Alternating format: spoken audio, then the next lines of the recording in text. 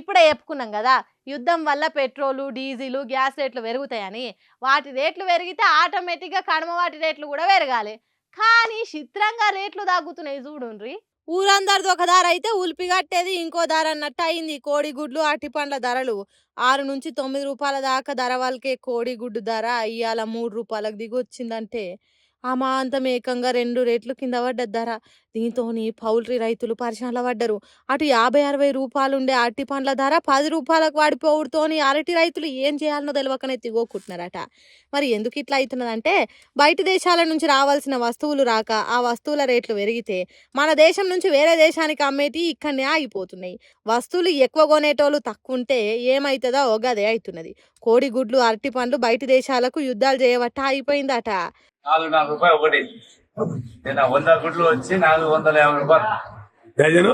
Dozen గుడ్లు వచ్చి 65. గతంలో 80 రూపాయలు ఉండే. ఒక గుడ్డు 6 రూపాయలు ఉండే. 100 గుడ్లు వచ్చి 640 రూపాయలు ఉండే. పూర్తి తగ్గిపోయినాయి. ఏం కారణం ఏమి తగ్గడానికి?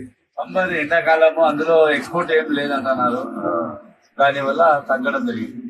ఆగో గదే తిప్పలైతున్నదట. రోజులు ఇట్లనే ఉంటే వెనకటి తిరగ రూపాయికి ఒక గుడ్డ అమ్ముకునే రోజులు వచ్చేటట్టు నేను బాధపడుతున్నారు పౌల్ట్రీ రైతులు. ఆ యుద్ధాలు ఏందో వాటి ఎఫెక్ట్ మన రైతుల మీద పడేమో కానీ ప్రపంచం అంతా అతలాకుతలమవుతున్నది ఈ యుద్ధాలు చేయబట్టి. ఇప్పటికైనా వెనకకు తగ్గుతాయో ఇజ్రాయెల్ ఇరాన్ దేశాలు అంటే ఇంకింత ఎక్కువనే కజ్జకు కాలు దువ్వుతున్నాయి. ఇట్లా అయితే ఎట్లనో ఏమో పోన్రి.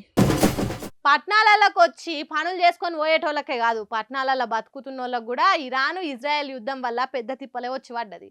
ఏంటిదంటారా? మీరే చూడుండ్రి. ఇక ప్రపంచంలో ఎవడెవడో కొట్టుకుంటా అంటే మనకెండుడేందో ఏమో అని మాట్లాడుకునే తట్టే అయిందట హాస్టల్లో ఉండేటోళ్ళ పరిస్థితి. ప్రతిరోజు కావాల్సిన కమ్మటి తిండి తినేటోళ్ళు ఇప్పుడు నోరు కట్టేసుకున్నట్టు అయిష్టంగా తింటున్నారట. కమర్షియల్ గ్యాస్ బండల రేట్లు పెరుగుడే కాదు సప్లై కూడా చక్కగా లేనందుకు గచ్చిబౌలి ఐటీ ఏరియాలలో హాస్టళ్ళు నడిపేటోళ్ళు పెట్టే తిండి మార్చేసిండ్రట.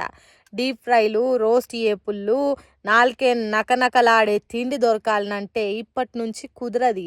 ఇన్ని రోజులు ఓ లెక్క ఇప్పటి నుంచి ఇంకో లెక్క అన్నట్టే చెప్పేసిండ్రట కస్టమర్లకు.